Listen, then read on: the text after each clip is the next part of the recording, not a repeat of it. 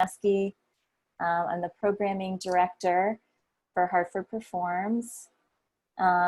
So again, if you can be on mute, and it's up to you if you want your camera on or off. This meeting is being recorded, and I can share that with you so that if I'm talking too fast or you miss anything and want to go back and what did you say, you're going to be able to access this video at another time. And so asking questions during this session. So this is going to be a presentation, and then at the end we'll have a question and answer. But if you have questions that come up throughout this presentation, there is a chat box, which is part of your tools. It should be on the bottom bar of your screen. You'll see a little comment bubble, and it says chat. And if you click on that, a panel should pop up, and you can type your questions into that panel.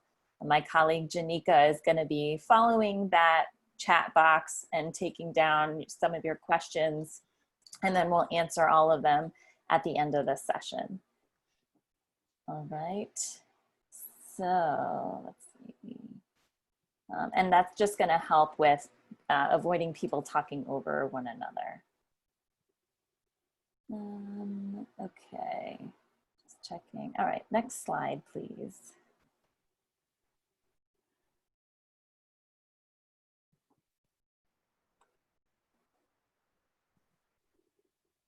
Sorry, I'm trying to get the next slide. Okay, that's okay. And it is, oops. There we go. There we go. All right, so here's our agenda for the next hour. Again, thank you all so much for joining us here today. And you'll see Janika is talking to you in the chat, and that's how you use the chat box. So by the end of this orientation, we hope that you know a little bit about who we are as an organization and what we do. We're going to talk about how programs are most likely going to work this year in our current climate of COVID-19 and school closures and CDC guidelines. You'll know how to stay connected to us and participate throughout the year. And finally, you're going to know how to get started with us, to get your program that you submitted through the application up and on the roster, on our program roster. All right, next slide, please. So you're all here. We're going to start with some introductions, but I just want to be clear and transparent that you're all here because you submitted a letter of intent way back last year in December. Some of you intended a meet and greet back in December 2019. Then you completed a full application. That application was reviewed by a selection committee of Hartford teachers, the Director of Arts and Wellness at Hartford Public Schools, and Hartford Performs staff. That just happened this past April. We got together as a committee and discussed all the applications, and all of your programs that you received an email about were approved by that entire committee. So decisions are not made by one person. So we're really excited to have you on board. And so you know that all of our programs on our roster go through this same process, this application and review process. All right, so for introductions, you can unmute yourself. You can say your name and your art form and the program that you're going to be offering this year on our roster. All right, so Gloria, since you are unmuted already, do you want to start? Oh my God. Okay. I'm Gloria Cipira, together with my husband, Master Folklorist Roberto Cipira Branes. We are dedicated to the teaching and preservation of African-based music and dancing from Puerto Rico and Cuba. We offer programs, and we teach all ages, from little kids 2 years old up to seniors, in different type of programs. Our main goal is to be able to teach a little bit of what is the history behind the music of our country, African roots. We also teach the history behind the music, traditional instruments, how these instruments are made, what is it in terms of the dancing, what is the movements, is a body language, why the slaves that came into the New World use the dancing as a way of communicating. So there's a whole bunch of beautiful messages in history that identify ourselves and help us realize who we are through our African-based heritage that is in the New World. Um, it is like that in every single country in America. And we are very proud with the experience that Maestro Cepeda have um, for so many, many, many years. It's always a pleasure to teach these little kids and young kids. So when some of them ended up growing, being excellent exponents of the culture and the music, um, and it's very rewarding. We enjoy working with kids. That's our main goal. This is how we're still here because of the young Excellent. generation and the kids. So Excellent. it's been a pleasure, and I hope we can continue doing this. We incredibly very, very happy to be Great. able to do this here in the state. And there's so many good angels that appreciate our art and what we represent and the legacy that my husband have as a master folklore artist. And I hope we all can enjoy it. Excellent. Thank you so much. We are so honored to have you here today. Thank you. Let's see. Gideon, how about we start with you next? Hi. My name is Gideon Ampire. I am originally from Uganda. My art form is based on East African folk music. Involves, making instruments, playing music, storytelling, talking about, East African history, geography, and I cover pretty much all ages. Yeah, so I could keep going, but Yeah, no, that's that's great. the That's brief perfect. sort of what I do. Perfect. Perfect. Thank you. We're honored to have you here. Yeah, thank you. Thank you. Ray Bermudez, let's go to you. Good morning, guys. How is everyone? Awesome.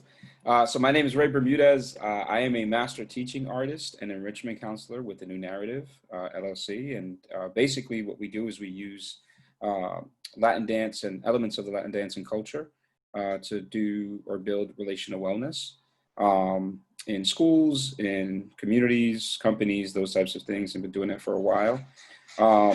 We are excited to be a part of this year's class and bring two different programs to the mix. One is called our Latin Journey, which will use salsa as a connector, because salsa is one of those dances that is a global dance right now, and it's being done in multiple communities and multiple cultures and multiple styles. And so we'll bring that to the young people. We're currently doing something like that at Sanchez School. And the other is Zumbini for Schools, which is our early arts education program for 0 to 4, 5, up to 6 years old, which basically explores world music and movement through song, dance, and instruments. Zumbini is actually a program that is an international program. It's not my program. It's a program that I'm a part of. But it's one of those programs where we bring instruments, we bring a bunch of different things. Again, these are, the idea here is to just expose students to the various styles of Latin music and dance, so that they would then pursue, right, the next stage of the arts in these areas. So we're just really excited to be a part of this year's cast and looking forward to seeing what happens. Thank you. Great. Thanks, Ray. It's an honor to have you here. And Kate. Hi, I'm Kate Schramm. I direct the Connecticut Cultural Heritage Arts Program, which is the state folk and traditional arts program. And so my role in Hartford Performs is actually to work together as sort of a facilitator with traditional artists, help them get their programs in there, and help them as they need to be able to deliver those programs to students. CHAP works with a lot of immigrant communities and refugee communities and many different ethnic communities, and so I'm just a helper. The two programs that CHAP is going to be helping out with this year is working with artist Clarona Kane, doing Caribbean carnival traditions, and she's fantastic. She's originally from St. Lucia, lives in Hartford. And also going to be doing the program on Laotian dance with artist Manola Sidara, who is just a fantastic resource and dancer, and is so knowledgeable about her traditions. So, yep, that's it. Thanks, Kate. It's great to have you here. And it looks like Ron and Dave from Darn Studios are able to join us. Good morning. If you want to introduce yourself with your name, your art form, and your program. I don't know if they're there. Ron or Dave, are you there? Hi. Hi, good morning. Good morning. Thanks for joining us. Sorry we're late. No problem. So we're doing some quick introductions. If you want to say your name of your organization or who you are, your art form, and what your program is that was accepted into Hartford Performs this year. Okay, our name is Darn Studio, and we make, we're conceptual artists, multidisciplinary. But our current project is a series of quilts made out of matchbooks that address systemic racism. Our program is called Creating Symbols of Social Justice, and it involves teaching symbolism and how to create symbols for middle school kids. And how symbols are used to communicate ideas. Sometimes complicated ideas, but kids know emojis and they're very comfortable with symbols. And symbols go back to hieroglyphics, so symbols are very historic. It's just ironic that this is the kind of pattern we're moving into in communicating, moving away from written language to using symbols again. Symbols are also universal, so if you don't know English and you know another language, symbols kind of break that barrier. Yeah, really powerful. So it's a way of accessing some of the social justice issues that are going on in our country, and creating an alternative visual language to address those issues. Excellent. Thank you so much. It's an honor to have you here. Thank you all. It's so great to meet you, and I'm, sad we can't do this in person, but thankful for the technology to be able to at least connect and meet all of you this way. All right, so just really quickly again, we're going to ask that you stay muted for this presentation, and you can use the chat box if you have questions as we go through, and that should be on the toolbar at the bottom of your screen. My colleague Janika is going to be following that chat box, and then there'll be a portion of time at the end of our session today to go through all of the questions and hopefully get you some answers as best as we can. All right, so we met all of you. Now it's time to meet us. And so most of the Hartford Performs team is here today, and they're going to turn on their videos and introduce themselves.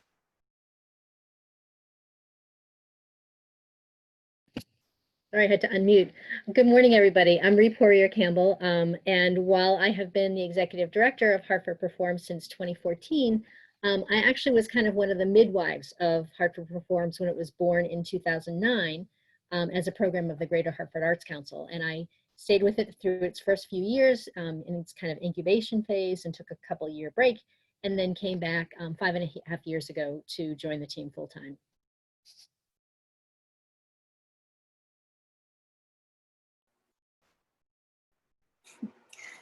That's me. So I'm Emily Wineski again. I'm the programming director for Hartford Performs. I oversee and manage all student programs and teacher and arts provider professional development for Hartford Performs. I was a teacher in Hartford schools for 5 years, and I also briefly worked as a teaching artist for Hartford Performs. So I know kind of all the areas of both being the school, an artist, and a teaching artist. My primary art form is theater, and I'm passionate about arts integration as a disruptor to school systems that are created in this country. I'm excited to be working with all of you and creatively taking on the challenges of this coming school year of either having access or no access to students in the classrooms.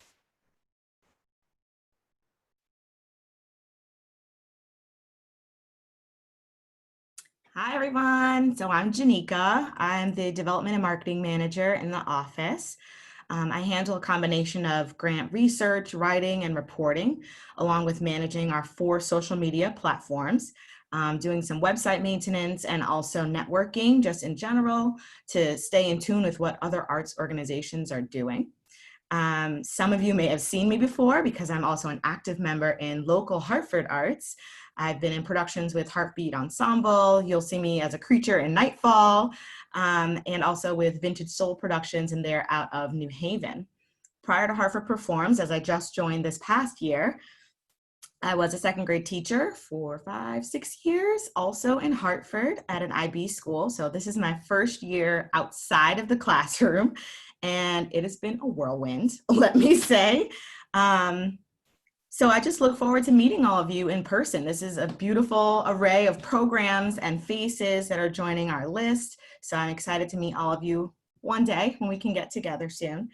And I hope that you're all finding balance and physical and mental safety and strengthened community at this time.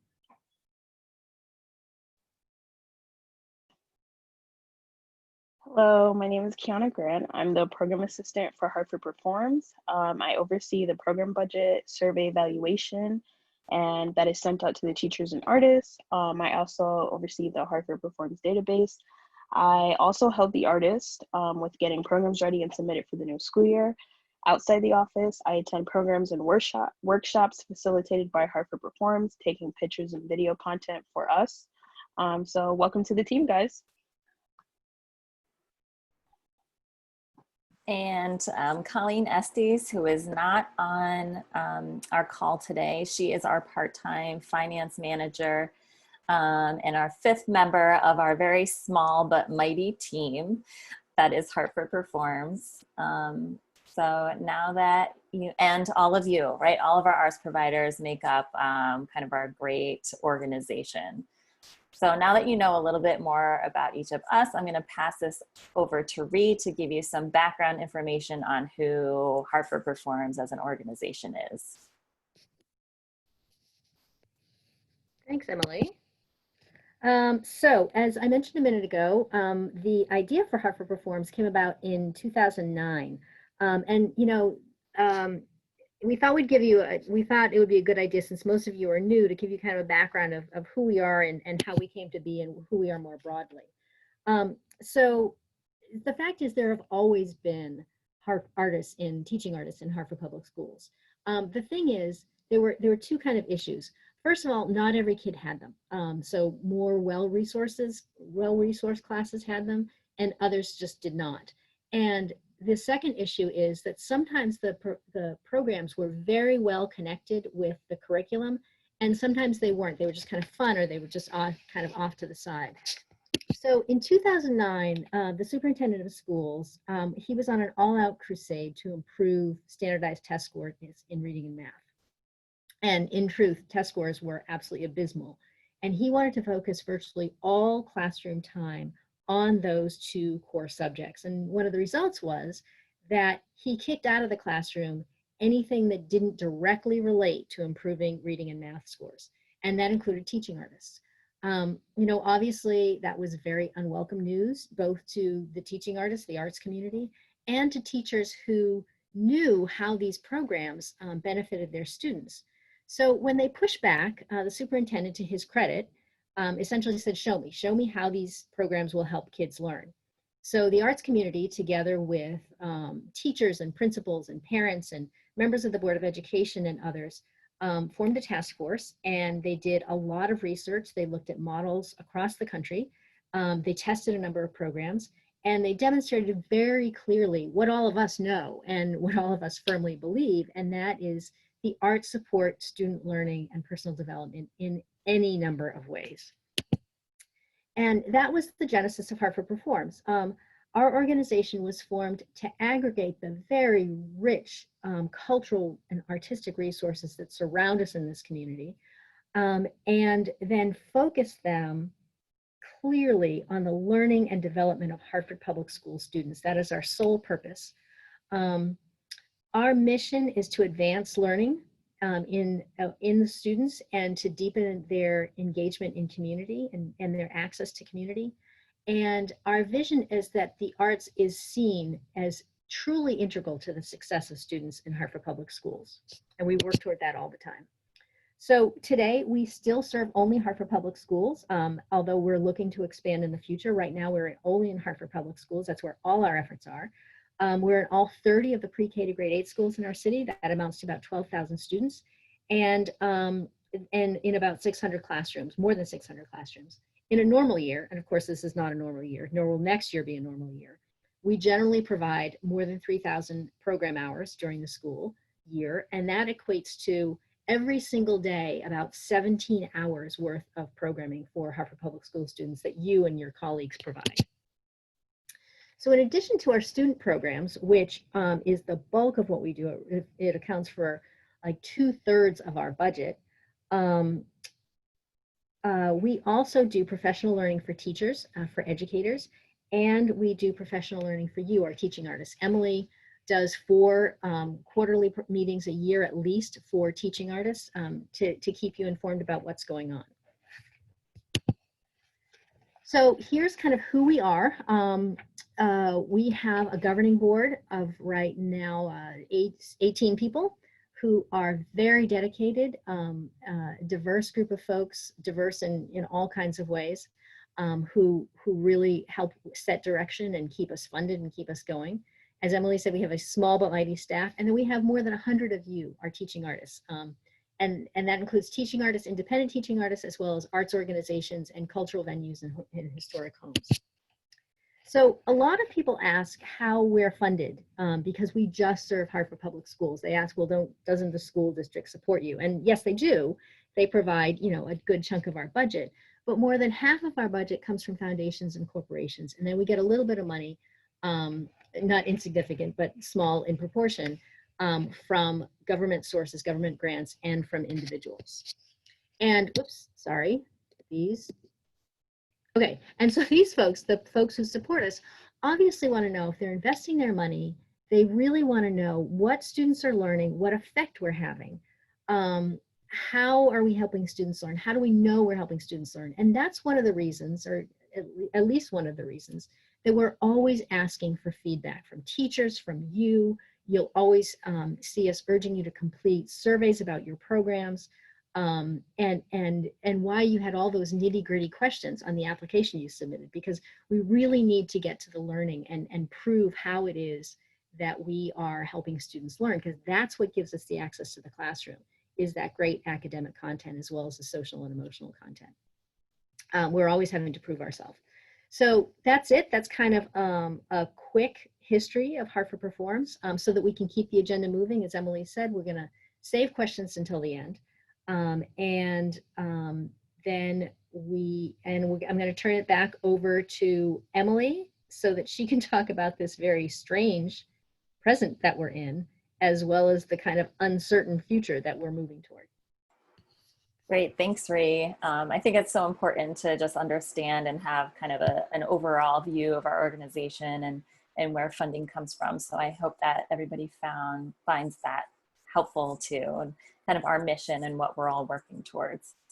So if you can go to the next slide, I'm going to spend a few minutes talking about how we're preparing for the school year. And I'm going to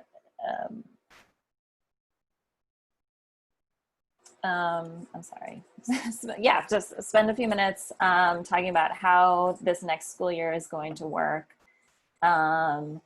And just so you know, we are always in communication, it seems almost daily, with Hartford Public Schools to know what's happening and where we can support and where do we fit. And we're planning for all the scenarios. So if you can go to the next slide. Some of you may have seen the CDC guidelines for reopening schools, which are very extensive. And the district has not made an official call yet on what's happening in the fall. But you can see one of the bullet points says no field trips, no assemblies, or external organizations in the schools, which is kind of our niche and where we fit in Hartford Public Schools. So that makes Hartford Performs programming very difficult to take place in person. So you know, we are preparing for in-person programs if these guidelines happen to get lifted either before the school year starts or at some point during the school year. So we're prepared to go into the schools. But we're also preparing virtual program options. So if you, next slide, please. Great. So I'm going to just spend a few minutes on this because I don't want to confuse things too much. These next few slides are just to kind of get gears turning about what could be a virtual option for your programs. So that's what these next few slides are. So earlier this spring, we developed a pilot program called Hartford Performs, a virtual edition. So virtual programs are short supplemental materials that connect to or support your approved program. Students should be able to view and participate in these video or a handout at home by themselves, or maybe they have some siblings or family members around them, or they can participate individually at their desk area if they're going to school, and the teacher could access these supplemental materials in their classroom. They should exist and be relevant beyond this time frame. I don't want to be just reactionary and create something new that only exists for a small amount of time. So these supplemental materials, maybe the teacher could pull up and share and do with students before you come in for an in-person visit, or is it something that could be used afterwards as like hey, we did this in person and now here, like, learn a few more dance steps, or here's a new rhythm to learn, or you made this symbol with us in class, now, you know, try creating your own symbol of social justice, and what does that look like? The simpler, the better. We're trying to keep this simple, and we have some examples from this pilot for you to see. Next slide. So here's a 5 to 10 minute pre-recorded video. This is teaching artist Adelka Pollock, who connects puppetry to students learning about frogs and their science curriculum. So she recorded a 6-minute puppet show on frog metamorphosis, and that supports her Frogs Make Me Hoppy program, which is listed on our roster. So you can see that this video supports her programming without giving away all the fabulous stuff that she does when she's in the classroom with the students. And if video is not your thing, Here's an example of a digital handout and worksheet activity by Leslie Johnson, who is a creative writing and poetry teaching artist. This option is really nice because the teacher can print this out and email it to students at home who don't have access to technology or a device to watch a video. Next slide. So if you want to see more examples and see how they're connected to existing programs on our roster, you can go to our organization website. Ooh, is my sound being funny? It's us. Oh, okay. Ooh. All right. I'm turning it off. I'm turning it off. One moment, please. Sorry. No problem. Okay. Okay, so if you want to go to hartfordperforms.org virtual edition, you'll see some more programs. We, just have a handful from a couple of artists who were most financially impacted by school closures this school year. And they're broken up by grade band, pre-K to 2, 3 to 5, and 6 to 8. Oops. Okay. So this is new to everybody. It's new to our whole staff. It's new to all of our arts providers. So if you're feeling confused or concerned, you are not alone. We are all in this together. And the plan is when a call for proposals of what your virtual program might be, we're going to also offer some technology and tutorials about how you can create something, a virtual supplement to your current program. So again, if you have any questions about this, you can type those in the chat box and we can answer those at the end of the session. The most important thing is to stay connected with us throughout all of this. And Janika and I are gonna talk a little bit about how you can do that. There's a couple of ways through our arts provider meetings, which we mentioned earlier, our newsletter, through social media, and through our website. So we hold, like we said, quarterly arts provider meetings each year, and most likely they're gonna happen just like this through Zoom. Typically they're in person at our office at the Connecticut Nonprofit Center. But we'll continue to meet virtually until it's safe again to meet in person. This year, our meetings will be around tutorials about going virtual. If anybody has experience already about recording videos, Ray, I see you nodding your head, and I think I've seen some of your awesome dance instruction. So would love to, I am not an expert. This is definitely a community and learning from each other. So if you're open to sharing some of your resources and things that you do, I would love to know that. Yes, so going virtual, keeping you informed about updates from the district and CDC guidelines in the schools, and when if it's ever okay to go in person and what that would look like. And then we've also been partnering with Recenter, which focuses on race and equity in education. And we've been participating, this is kind of an ongoing process for us to participate in race and equity trainings, specifically connected to the work that we do through the arts and working with Hartford Public Schools. So those will be some of our trainings. I'm going to pass it off to Janika now.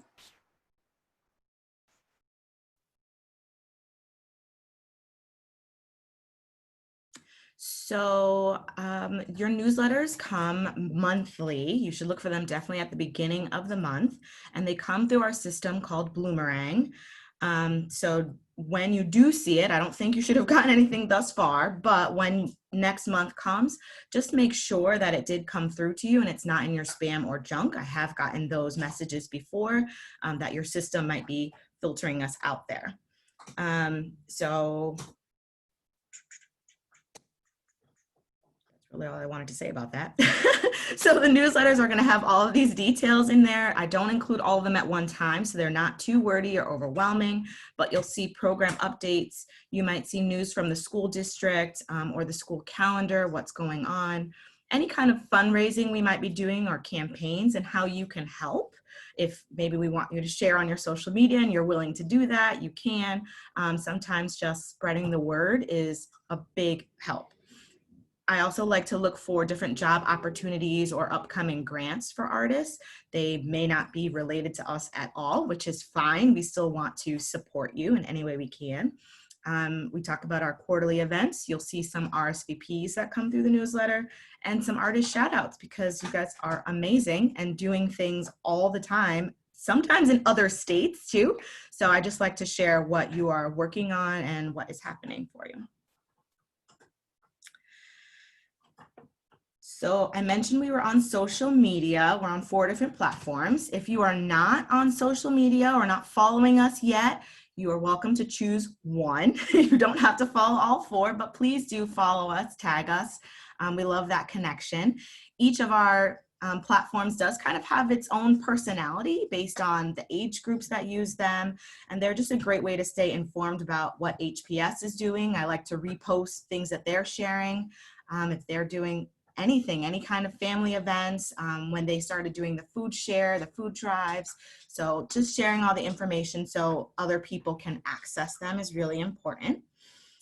You can see what HP programs are happening. Of course, we're not in schools right now, but during the school year, I like to post about how many students or different photos that might be happening. And you also see alerts for artist opportunities or grant deadlines that are coming up. Again, I like to shout out teaching artists and also our funders because they like to feel appreciated too, right? So I work really hard to keep our platforms lively and informative and relevant to both teachers and to artists and to parents and to all the friends of Hartford Performs. So please engage with the page. Take your pick, which one you'd like to do, and tag us if you're performing live, if you have any kid-friendly content. I love to host watch parties right now since we're at home, or share the things that I post so that your friends and families, especially those with kids at home, can also enjoy that content. And then lastly, I know Emily mentioned our website, and I'm sure you have gotten at least a little bit familiar with our homepage at this point at hartfordperforms.org, and you've started exploring it. So I just wanted to note some important subtitles that might be helpful to you as you're starting to learn about us and the students we serve. So from the homepage, you might need to find directions to our office building, right?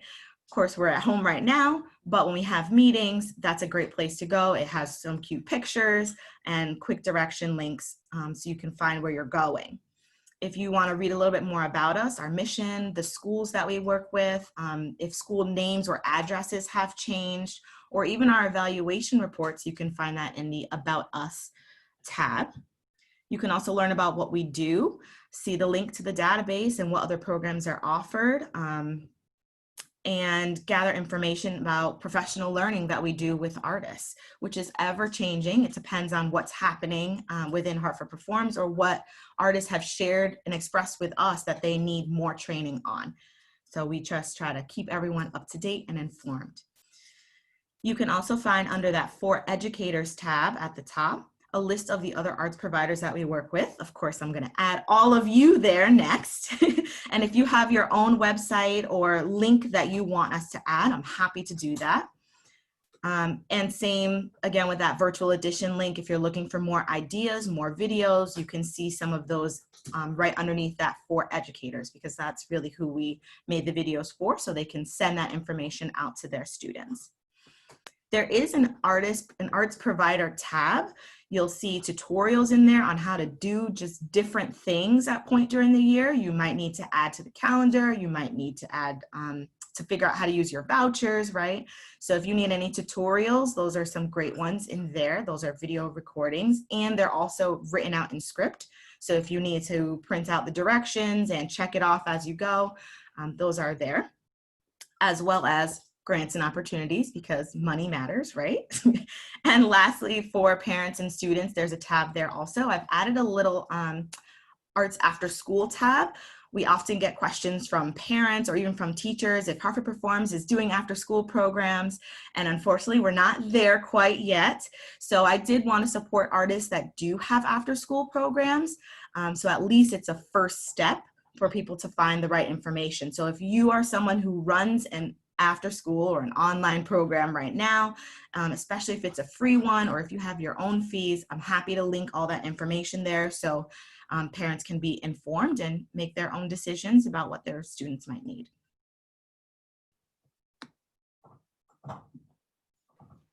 Awesome. Thank you, Janika.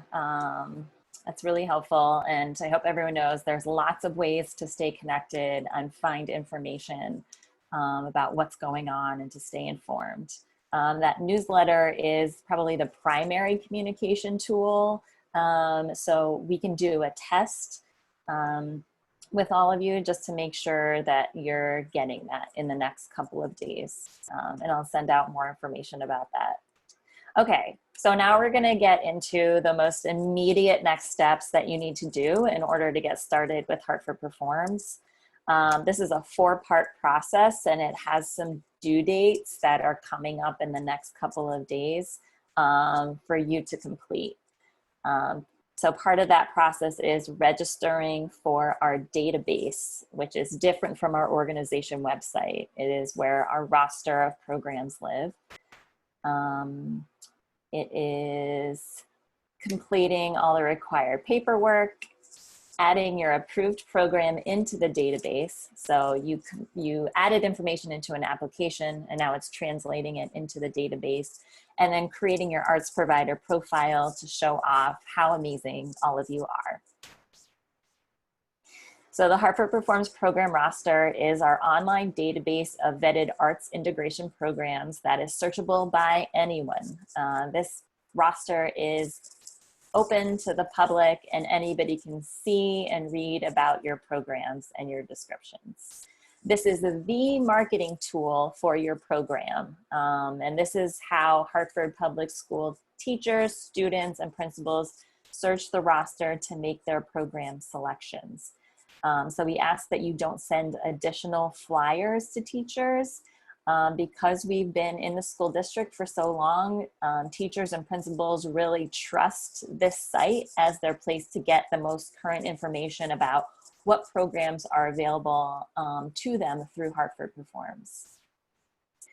This year is going to work a little bit differently, but we will still be using the roster to support our virtual programs. Each virtual program needs to be linked to a program on the roster. The roster database best works in Google Chrome browser and Safari and on your computer or your laptop. It's not compatible with a smartphone or an iPad. I mean, you can see it, but it is very tiny and it would be difficult to fill in any of the forms through a phone. So the database website, again, different from our organization website, that address is database.hartfordperforms.org. And be sure to bookmark this page because you will be going back to it frequently throughout the year. When you go to the page to register, you're gonna scroll all the way down to the bottom and you'll see 2 purple buttons, one that says Arts Provider Login and one that says Site Coordinator Login. You are an arts provider, so you're gonna click that button and then you're gonna click register. You don't have to type anything in the field, you're gonna click register. And this screen is going to open. And you're gonna see that you need to fill in all of these fields. The email that you enter and the phone number that you enter is the email and phone number that teachers will have access to contact you. Some people might have different business. So think about that when you're filling in these fields. They can always be updated. So it's not like you're locked into that one number, but pick something, you know, that's easy. The address should be where payments are sent, and that should reflect what is similar on your W-9 form. The arts provider name, you can see it says arts provider name and then arts provider first name and last name. So your arts provider name, if you're an independent teaching artist, so if I was just Emily Wineski, an independent teaching artist, my arts provider name would be Emily Wineski, and then my first name would be Emily and my last name would be Wineski. If I am an organization, or have an LLC, my arts provider name can be the organization LLC name, and then my first name and last name would be the contact, the main contact that teachers would email or call to book your program. That is like a little bit confusing, so I hope that that's clear when you're filling that out. So once all of the fields are filled out, you're gonna click register, that gray button at the bottom. All of these steps are written out and I'm gonna be sending them to you in an email today, right after this meeting, this whole 4-part process. So if you are like scrambling to write things down or taking pictures of screens, again, this video is gonna be recorded. It's being recorded right now and I'm gonna send these steps to you. All right. I am going to hand this off to Kiana, who is the holder of all the important paperwork that needs to be completed, and she's going to explain what those are. All right, so the required paperwork includes a W-9 form, background check, and a mandated reported training. You complete it online, you save it, and you email it to me at qgrant@hartfordperforms.org. Make sure your W-9 has the name and address that payment should be made out to. If you do not feel comfortable emailing it, then you can send a hard copy to the office. And you should let me know in an email that you sent it in through the mail. ClearChecks is district approved online background report program to run a background report on yourself. No need to be fingerprinted. Hartford Performs requires to have a report on file for each arts provider that interacts with students. So you and any other person that's going to be going into the schools in your organization, they need to be background checked as well. This report will cover you for the next 3 to 5 years, and it costs $19.99 for each report you run. When you go to clearchecks.com, you will need to select the basic Clear Hire report for $19.99. The website will walk you through the steps to create a login. Once you confirm your email, you will log in and run a background report on yourself and anyone else that would deliver program with you. You receive an email once you report information, and you have also access to that report once it's ready. You receive an email once the report information is ready. Only you have access to the report though. To send us a copy, you will need to review the report, save the report as a file, and then email it to me. You can't forward the link because it's password protected for your security. So make sure you save it as a PDF file, or you can take a screenshot and send that in as well. This might sound like a lot, but the website is pretty easy with giving steps on how to complete it and save it as well. And it can be done in about 10 minutes. And the website also has a help center if you need any help, but you can also email me with any questions that you might have. The last piece of paperwork is a certificate of completion for the mandated reporter training. As adults working alongside students, it's important for all of us to know, be aware, and put student safety first. This 45-minute online tutorial gives important information of what to look for and how to report anything you see. Once you finish the training, you will receive a certificate at the end, and you can forward that to me, the keeper of important paperwork, as Emily said. Back to Emily with a few more comments on safety. Thanks, Kiana. That was quick. Again, this will all be sent to you with instructions. And we hope to have all that completed paperwork in by Tuesday, June 9th. So next Tuesday. So you have this weekend and Monday to get it done. So continuing in the world of safety, there are 4 protocols to keep you and students safe, whether programs are being done virtually or in person. I might have more protocols to come out as we learn more about virtual classrooms that perhaps we will be in. But these are important to kind of say and state in an orientation. First photos of student faces and names cannot be posted publicly or on social media without parent or guardian's consent. And our rule is kind of just don't take photos of students with identifying features of their face or their names. Pictures of student artwork, dancing feet, happy hands, playing drums are all good. You can take pictures of yourself or with consenting adults, principals, teachers, outside the school, your instruments. That is all awesome and we love it. And Janika would post that and share that on social media too. Next is that someone from the school must always be in the room with you, whether that be a virtual classroom or an in-person classroom with students at all times. So that's the teacher most likely, or a substitute teacher. The principal could be in the room too, or a security officer. If a teacher leaves the room, they need to call a security officer to take their place if they need to run out and use the bathroom for the time that you were there, for example. But you have every right to stop the program if no teacher or adult is in the room with you. That also is, goes along with the next one, which is if the safety of you or the students is ever in question, you have every right to stop your program and say that you do not feel comfortable continuing because the classroom is unsafe. So I have your back in that. Always communicate to me if anything happens that goes wrong out of the ordinary. This is very few and far between do instances like this happen, but again, I think it's important in an orientation just to let you know what your rights are to delivering programs.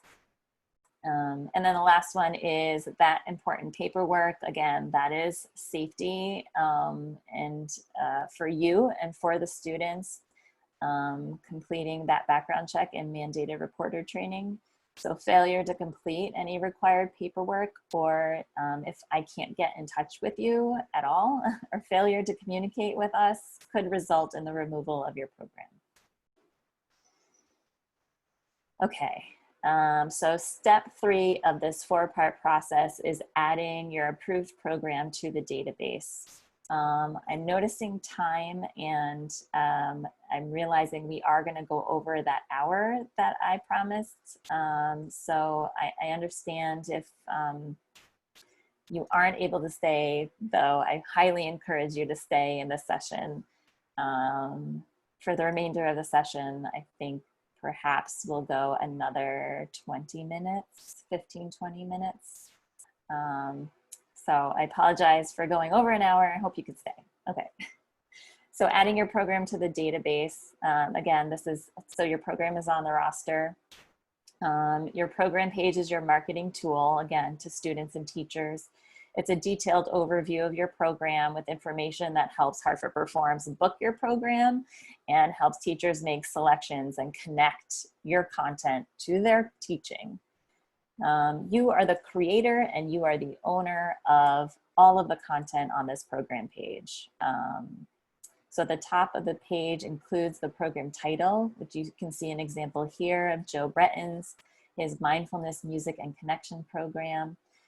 The arts provider name, Joe Breton, and you can also see his main picture of his program and the slideshow. So this is all information that you're going to be needed to add into your program description. Down the page gets into more logistical information, like what grade levels does your program serve? What is the art form? What's the curriculum focus? How many visits? How long is the visit? What's the format? What's your availability and the cost? So when you're filling out this program, I want you to imagine that schools are open and running as usual, and that's how you're going to fill out information in this program. Please keep virtual ideas separate from this description.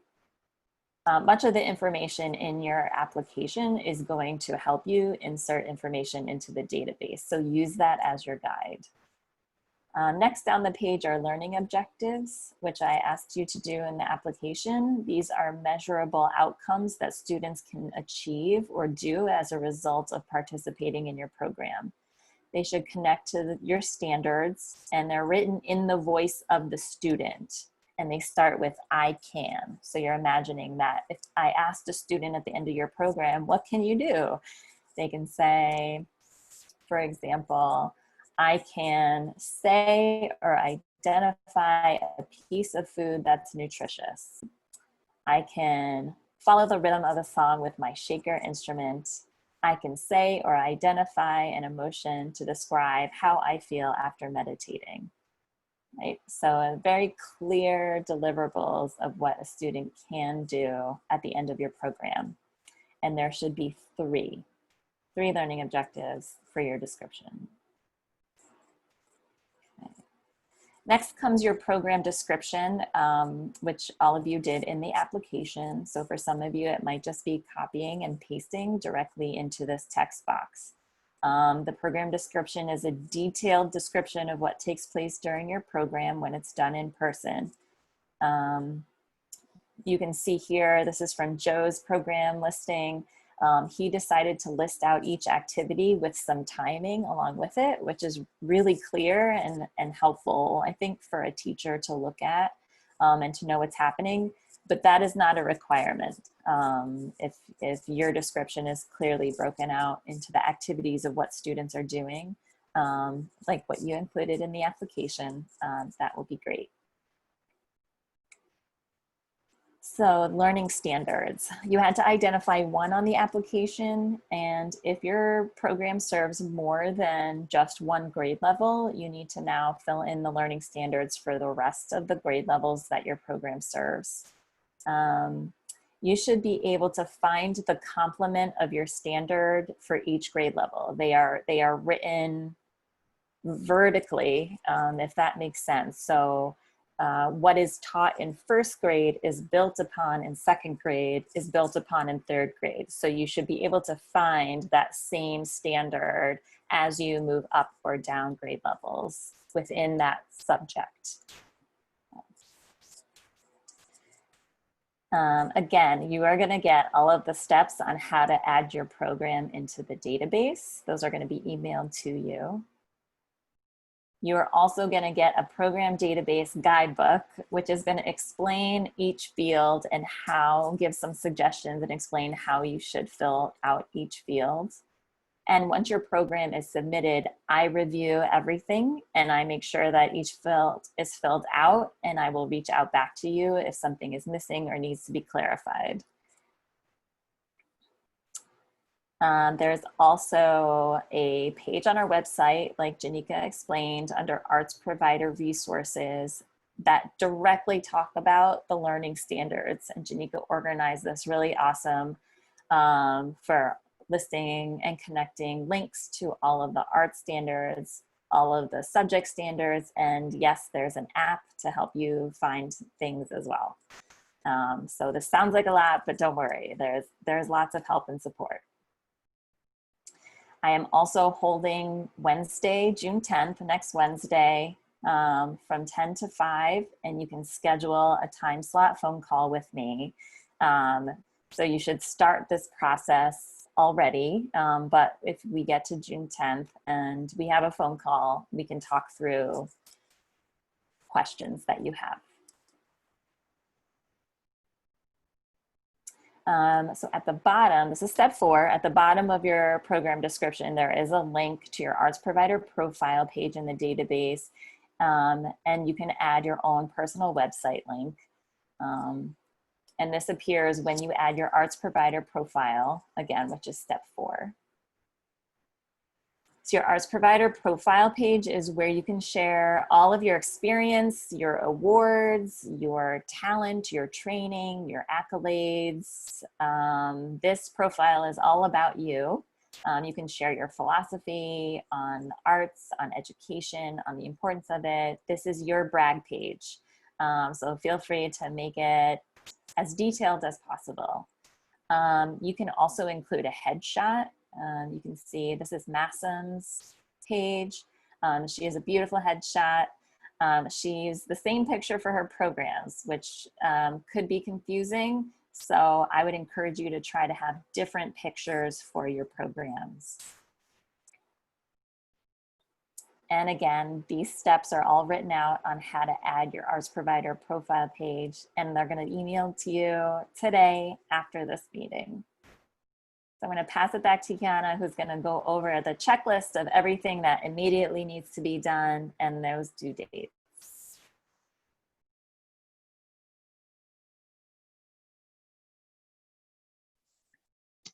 All right, so today, June 5th, you need to complete the W-9 and register for the database.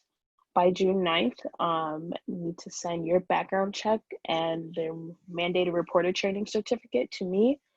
On June 10th, you will need to hold a phone call, check in with Emily, and by June 15th, you should submit your program description and complete your arts provider profile page. So now, questions that you guys put into the chat or questions that you may have will be facilitated by Janika.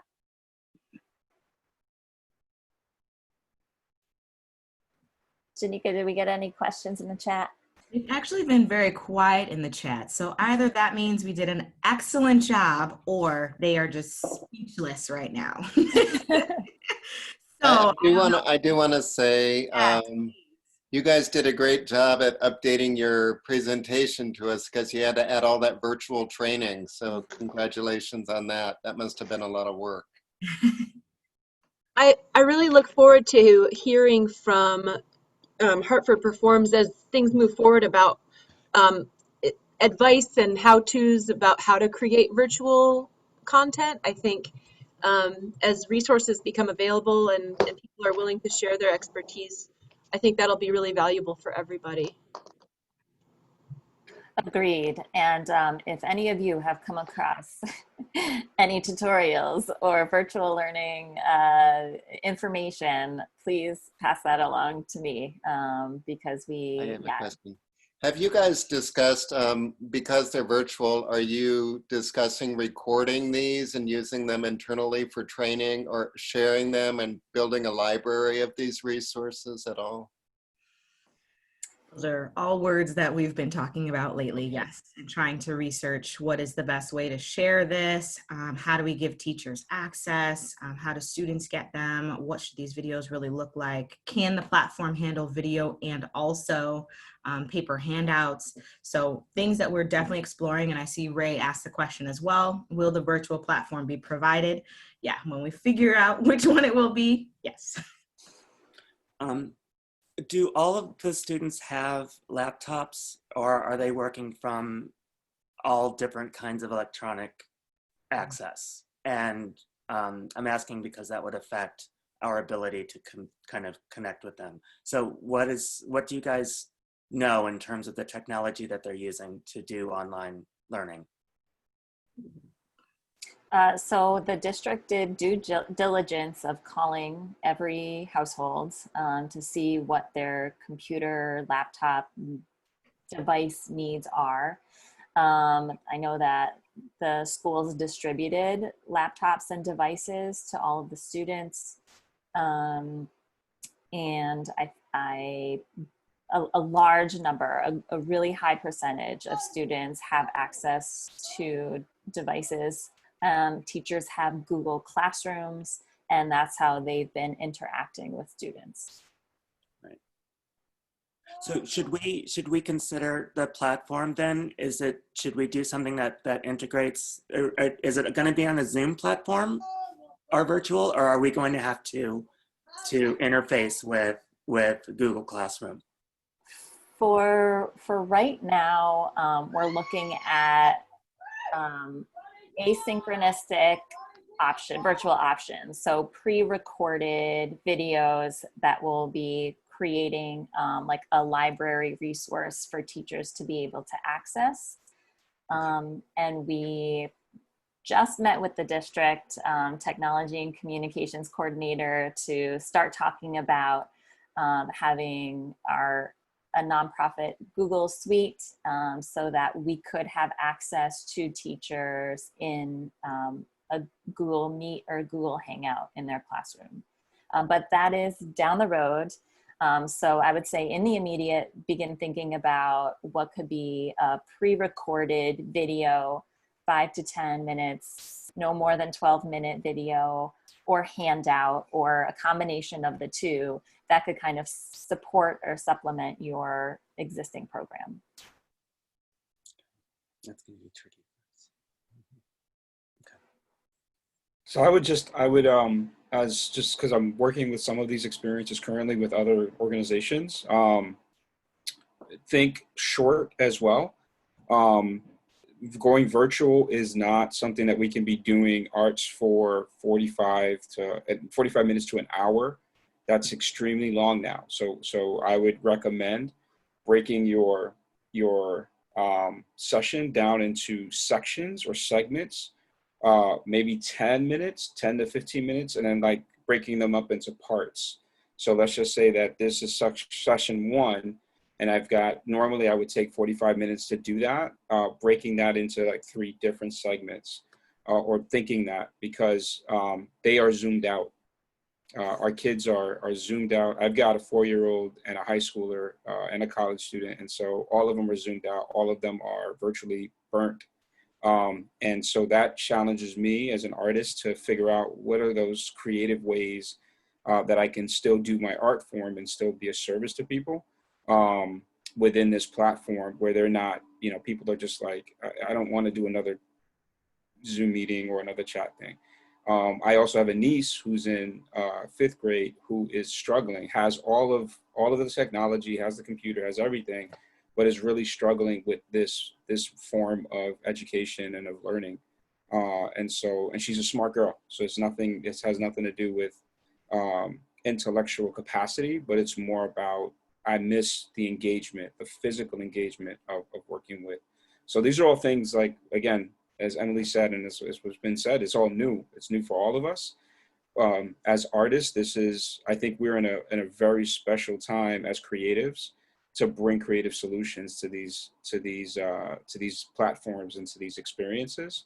And so, yeah, those are just some of my encouragements, but I'd be happy to be a part of whatever team to coach some of these, putting these things together. I've been blessed to have a really good friend who's a videographer and those types of things, and who's recommended certain angles, positions, including the earpods, as far as mics versus the wired things. So little things that don't require a lot, and doesn't require to go and purchase expensive technology or anything else like that. So Great.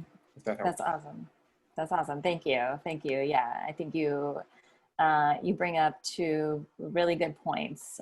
Both we are in, right, it's kind of an exciting time and embarking on taking on challenges. And as artists, we are the innovators, right? The creators that can think outside of the box. And how do we remain to have that engagement with students when we can't physically be with them? So it's an exciting challenge to embark on. And then the other point too is that this is a struggle, and for students being home and away from friends. And so connections that we can make to social emotional learning, I think, is really going to be a huge value, particularly at the start of the school year. So helping students to identify their emotions, to share their stories, to have empathy, connecting with those social emotional learning strands will be kind of our focus as we move forward through this.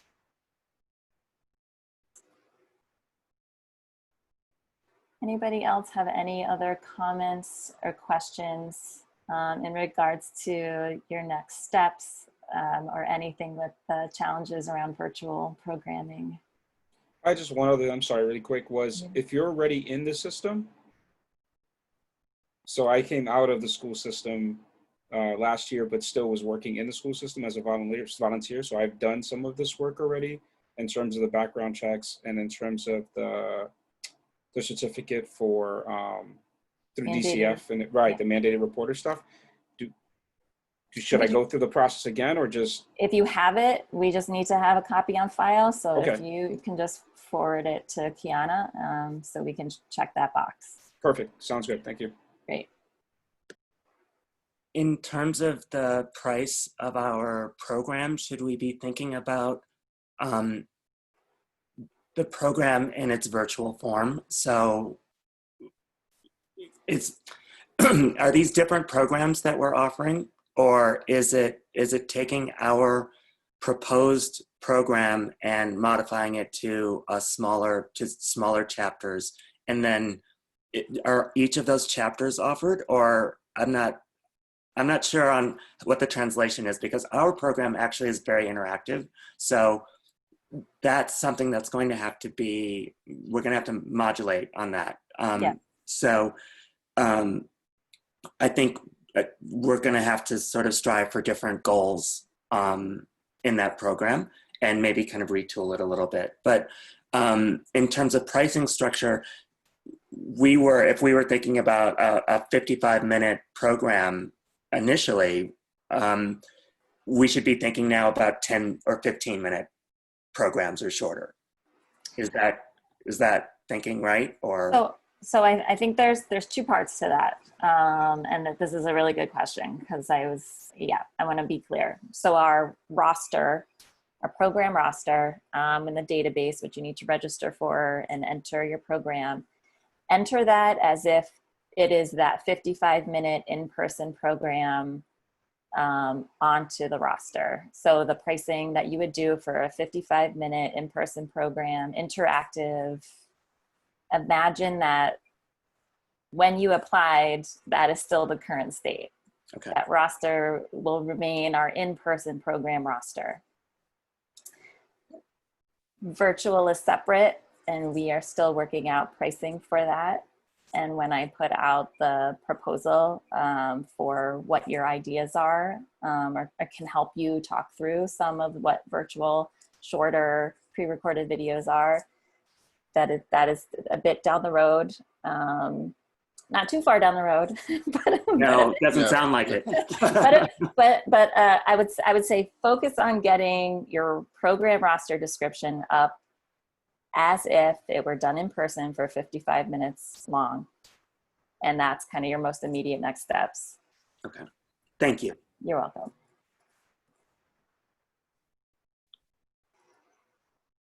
All right. Well, thank you all so much for sticking around beyond the hour that I promised. And thank you again for coming to our orientation. We are delighted to be going on this adventure with you into this next school year. Really excited to work with you. And again, all this information, next steps, and the recording of this video is going to be shared with you by your email. And so you can be on the lookout for that and register for the database so we can get you going with that. And so Emily, for the Yep. meeting next Wednesday, can we just do that through email? How do we set that up? What time? Yes, just Okay. email me directly and say this time on Wednesday works for me, and I'll schedule you that into the calendar. Okay, great, thanks. Great. Thank you all. So great to see you. Yep. Have a wonderful rest of your day and be safe. Thank you. Thank Bye. you. Bye-bye. Give me up this.